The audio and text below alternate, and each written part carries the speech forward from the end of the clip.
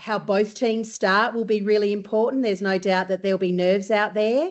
But, you know, what's happened in the past is the past, and both teams will start at 0-0. And how they enter that game will be a key for the outcome.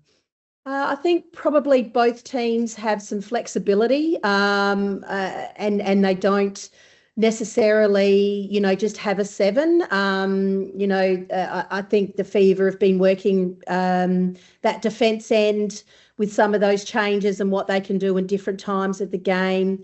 They obviously also have been bringing in Olivia Wilkinson later on in the game, fresh legs, and obviously somebody who can shoot from distance. I think also that the Vixens have also got some real changes that they can actually put up.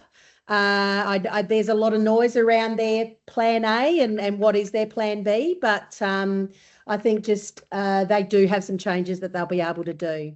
That supply that goes into Janelle is going to be vitally important. They want to be slowing that down. They want to be stifling their ability to get into some flow. They obviously play quite a traditional Australian tight one-on-one hands over pressure, and their ability to slow that ball up and keep it as far away from their goal circle, will be very, very important to obviously stopping that supply into the circle.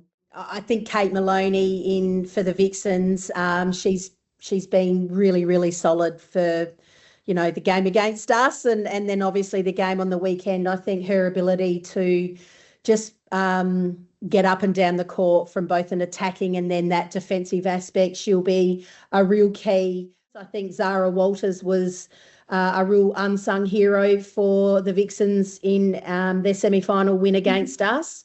So I think her ability and how she connects with Kate and then that circle, I think she could be someone, if the Fever aren't ready for her, she could really cause some damage.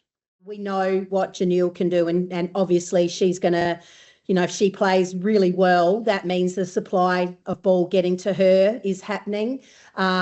She's been rock solid, Janelle, this year. She's had an aura about her that was very similar to what we saw in 2022 when the Fever did win the premiership. And I think for the Fever, Alice and Janelle will have, if they're playing well, I think that they will win the game.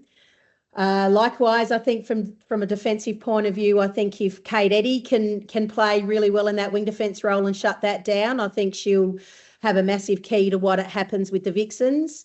And Kira Austin, there is no doubt that when Kira plays well and she gets that forward line humming down there for the Vixens, they are very, very hard to stop. So, it should be really intriguing to see how those players play. She is a real X factor, I think, for the Vixens. It is an area that, you know, I think the Fever will be working hard on. I think it could come down to that. And then I think the injection of Lily Graham in what she's able to do. So I think the Fever would be spending a bit of time on that part of their game from a defensive point of view. I think the minor premiers will probably have more pressure on them, in all honesty. I think that they've been pretty untouchable since, you know, halfway through the season. They've certainly, their semi-final victory was, sensational. So I think that they've probably got the most to lose, so to speak. I think the Vixens will be on a high from what happened in the prelim final last week. They have nothing to lose. They're just going to go out there and give it their best shot.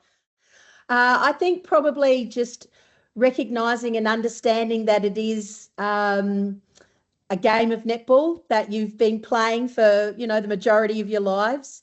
It's something that you love and you enjoy, and it's going back to those basics early to get yourself into it. So, we've really tried to enjoy the experience, the whole experience, grand final week, but just recognising that it's an extraordinary game. It is a game.